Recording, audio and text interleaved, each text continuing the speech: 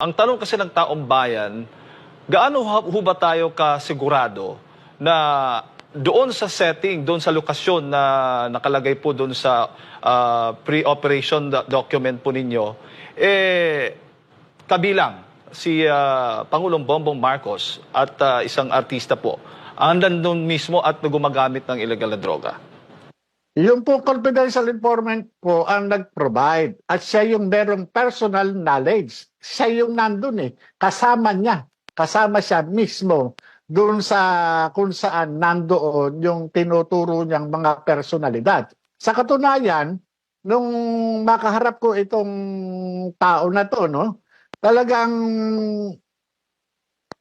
nagpakita siya ng pruweba. Nagpakita siya ng mga litrato.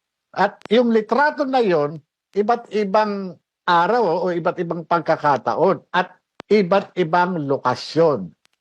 Ipina-identify ko pa mismo sa kanya kasi doon sa litrato, merong humising hut talaga.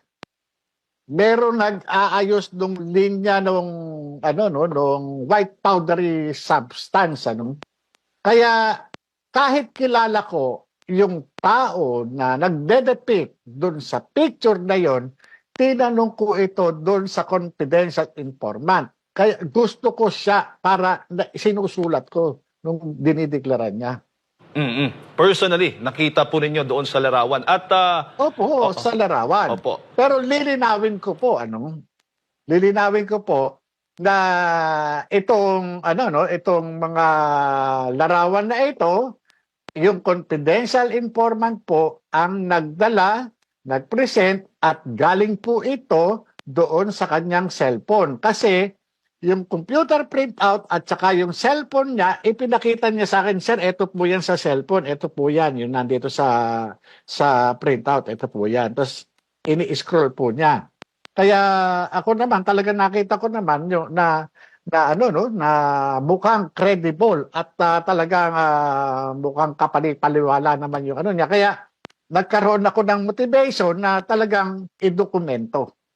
At para magsagawa nga ng surveillance dun sa kaya yun yung mga documentation na ginawa ko. Sa panahong yon, Sir Jonathan, kilala niyo po ba si Bongbong Marcos at si Maricel Soriano? Opo, mga national figure yung mga yan. Unang-una si Binibining Maricel Soriano, isang magaling na actress, at yung isa naman talagang galing sa sa pamilya. Kaya kung makikita pamilya na kilala, kaya at maimpluwensya. Kaya kung mapapansin nyo, nakalagay affluent, kumbaga itong mga nandun sa pictures, talaga makikita mo nasa alta sosyedad, talagang kilala sa lipunan, na merong kakayahan sa buhay at ganoon din sa politika.